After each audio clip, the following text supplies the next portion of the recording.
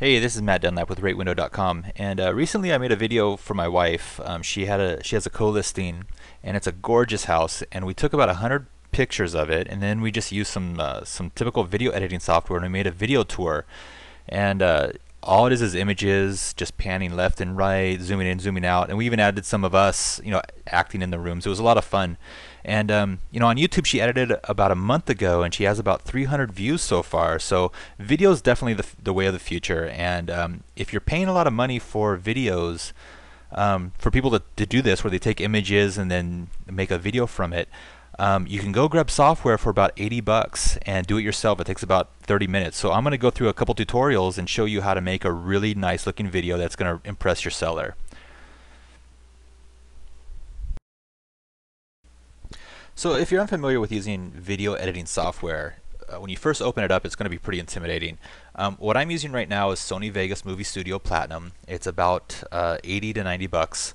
I believe you can get it from Amazon. You can get it from, I think even Best Buy has it. But if you're spending a couple $100 on video tours where they take your images and make a video tour, it'll definitely save you some money if you go out and buy it, because it only takes about 30 to 40 minutes to put together a video, and you'll see that it looks really good. So I'm just going to name this one House Tour. Yes, yes, yes. Finish. Okay, first off, what we do is we have to add images to our project. So this is my computer, and I've added all these images to a folder called Tutorial. I click Control A for Select All, and then I right click and say Add to Project Media List. That doesn't actually add the videos to the video, it just adds them into our media, into our project media. And now what I do is I take these images and I drag them onto the timeline. So you start dragging your images down here onto the timeline. It doesn't really matter what layer you put them on. Eventually, since I only have 10 minutes, I have to basically make these short. But eventually what I'm going to do is I'll show you how to put video overlays and then of course text on top of your images. This tutorial I'm just going to do panning and cropping. So I'm going to actually drag a bunch of images on here. And so if you'll notice here up on the timeline, each one of these videos, each one of these images represents about 5 seconds. You can make them shorter, you can make them longer. Of course they're images, so it doesn't really matter. It's just going to look the same whether the time is no matter what time you have. So if I click on play, you'll notice that, of course, first off we have these annoying bars. We'll get rid of those, and we have absolutely no transitions and no movements. So we're going to make this exciting. Now, first of all, in my opinion, I've seen a bunch of video tours that use images, and they can be pretty boring. Just because it's video doesn't mean that it can't be boring. Don't just move from left to right, right to left, zoom in, zoom out. This software allows you to do a lot of cool stuff. You can, do 360 spins, zoom in, zoom, totally zoom in, and I'll show you actually some of the transitions that we use for that.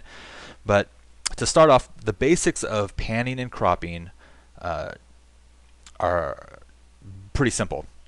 You're going to be using keyframes, and a keyframe represents what actually the view is at that specific time. So first off, I'm going to remove these black bars. So the output ratio of this video is 16:9, and of course the images don't represent that same output ratio. And that's why I want to make the images the same as the output ratio. Now, I did get rid of the black bars on the left and right, but I lost the view of the top and bottom. In this case, it doesn't really matter. I don't care about the top and bottom. Down here, you'll see the timeline. Now, this timeline represents this image only. It doesn't represent the entire video. So as I move this, you'll notice that it actually moves at the very last frame. It moves to the next image, but it's still just this image. The line below that are the keyframes, and when I add a keyframe to the timeline, that keyframe will represent exactly where this view is. So for example, if I move the timeline over about a second and then I add a keyframe, this keyframe that I just added represents this view. Now if I move the timeline back to the very first keyframe and I zoom this all the way in, I'm going to zoom it all the way in and then move it over to the window. So this video is going to intro as a fast zoom. Now I'm moving the timeline, so you'll see here that it moves over. Now that keyframe represents basically the full view. Now I'm going to move the timeline to the very last frame, and I'm going to add another keyframe. And now again, that keyframe now represents this view. What I want to do is I want to make it zoom in fast and then slow. But right now it doesn't zoom at all after the fast. So I go to this keyframe and I zoom it in just one. So now you'll notice that it zooms in fast and then slow for the rest of the time for this image. So if I go back to the beginning and play it, zooms in fast and then it goes slow. Cool. So now what we do is we take the next image and you pick another pan. So this one I'm going to pan from left to right. So again, get rid of the black bars. I maintain the output ratio. And now what I do is I'm on the very first frame and I'm going to zoom in and then I'm going to put the focus to the left. So the focus is on the left of this image. And now I'm only going to add one more keyframe. So I move the timeline to the very end of this image and I add a keyframe. And then I move it over using the arrow key. I move it over to the right. Now I want to stay on the same horizontal plane, so I'm using the arrow key to make sure that it doesn't go up or down. You can also hold shift and move it, same thing. So now you'll notice that as I move this, it pans over really slow. So now I have these two images, and what I can do now is make a nice little transition between them. They actually come with a couple transitions which are a little bit more than what I want to do for this. I just like doing crossfades. So if I click on this image and I drag it to the left, you'll notice that it creates a crossfade. And there. So it just basically moves from image to image. And so that's all you do. You just keep adding images and then you just pan and crop. And you get kind of tricky with it. Like for example, this house that we were doing was $1 million and it was filled with art. It was such an awesome place. And you know, unlike just a normal photo gallery, you can zoom in on art and really cool stuff because I can make this really fast. For example, first off, let's get rid of the bars. We'll just do the output ratio first off. So there, I just got rid of the bars.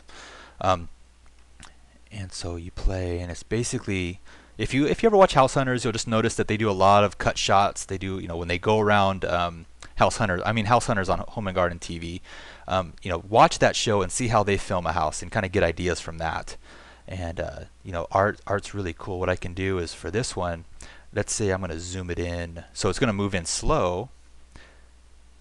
I'm going to move it in slow to start. And then I'm going to add a keyframe to the very end, and I'm going to, what happened there? And then I'm going to zoom in. So it's going to zoom in on his face, and then I'm also going to twirl it. So you'll notice that it turns into a little rotate, and I'm going to spin all the way around. So that's a cool little transition there for art. And again, crossfade. So you can see that you can do so much of this to your home tours using this software. It's really good. And again, if you're paying a couple $100 for a home tour, just take pictures of your home, grab a glass of wine, and have some fun with it. Before you'll know it, you'll be grabbing some baby pictures, and you'll be adding music to it, and it's just a lot of fun. Of course, I only have 10 minutes for each YouTube video, so the next video, what I'm going to do is I'm going to add some special effects to it, and it's going to be a lot of blurs, maybe some lens flares coming in from windows. It's going to be really fun. And then I think if I don't have time on that one, I'll add another video where we add text overlays. You can describe each room and how to brand it. So stay tuned. I have about 3 more videos coming. And hopefully you learned something. And it's been and if you need any help, send me an email. This is Matt Dunlap with RateWindow.com.